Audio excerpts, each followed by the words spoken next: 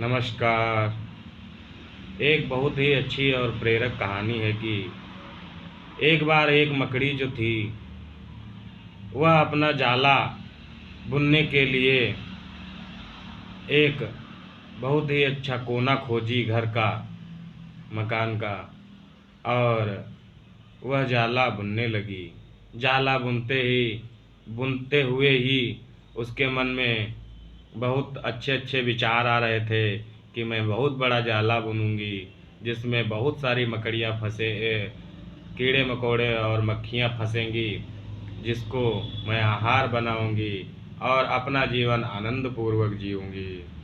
यह सोच विचार करते हुए वह जाला बुनती जा रही थी। जब आधा जाला बुन गया तो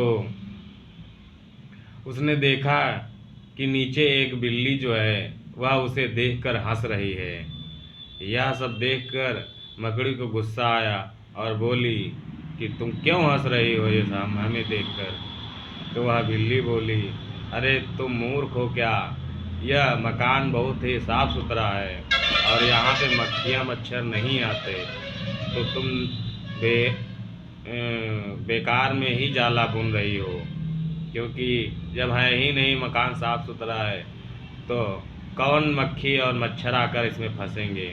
यह सुनकर जो मकड़ी थी उसके गले के नीचे बात उतर गई कि हाँ यार, बिल्ली बात तो सही कह रही है कि जब मकान में इतना साफ सुथरा है तो इसमें मक्खियाँ आएंगी कहाँ से और मच्छर कहाँ से आएंगे, तो मैं तो भूखी रह जाऊंगी। यह सुनकर वह अपना अधूरा जाल छोड़कर कुछ नया कोई नया जगह ढूंढने लगी। फिर उसे एक खिड़की दिखाई दी।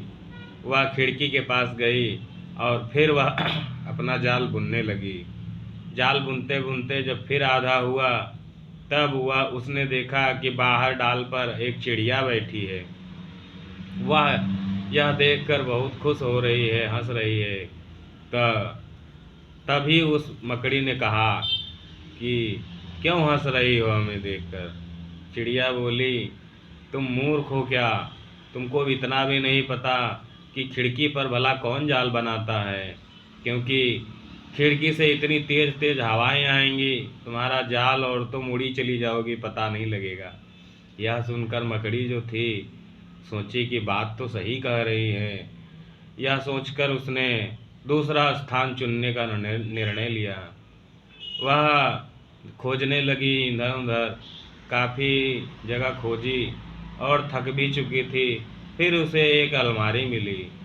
अलमारी में जैसे ही उसने जाल बनाने का प्रयास किया, थोड़ा बहुत जाल बुन ही चुकी थी कि तभी एक कॉकरोच जो था वह आया और उसे देखकर बहुत ही आश्चर्यचकित हुआ।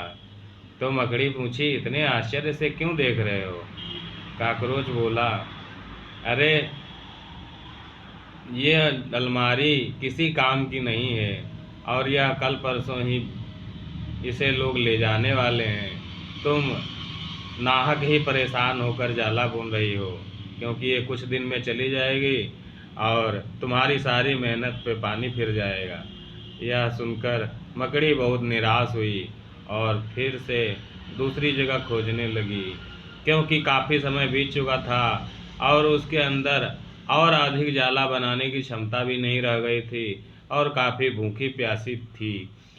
और नीचे ज़मीन पर पड़ी पड़ी हुई एक थोड़ी ही देर में वह गिर पड़ी और वहीं पे ज़मीन पे पड़ी हुई थी। तभी ज़मीन पे रेंगती हुई एक चींटी आई और मकड़ी ने उस चींटी से कुछ मदद करने को कहा।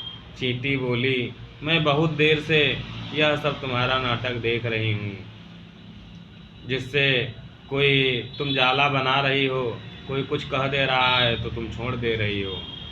जो भी व्यक्ति अपना काम शुरू करता है और किसी के बहकावे में आकर अधूरा ही छोड़ देता है, उसका परिणाम यही होता है कि अंत में जो है न तो उसके पास समय ही रहता है, ना तो क्षमता ही रह जाती है। तो तुम्हारा भी हाल यही है। यह कहकर वह अपने रास्ते चली गई। मकड़ी जो थी थोड़ी ही देर में बेहोश हो गई और पड़ गई, क्योंकि उसके अंदर और खाना खोजने की क्षमता भी नहीं थी। तो इस कहानी से हमें यह शिक्षा मिलती है कि हमें किसी के बातों में आकर अपना जो हम कार्य चुने हैं उसको छोड़ नहीं देना चाहिए, क्योंकि लोगों के 50 तरह के मुंह हैं, 50 तरह की बातें करते हैं। जो भी हम कार्य दृढ़तापूर्वक चुन लें उसको बिना पूरा किए नहीं रुकना चाहिए, कोई कुछ भी कहे। हाँ, काम जो है वह स्वयं के लिए और समाज के लिए सुखदाई होना चाहिए, जिससे स्वयं को और समाज को कोई नुकसान न पहुँचे। तभी काम की सार्थकता है। तो यह कहानी बहुत ही प्रेरक और अच्छी थी।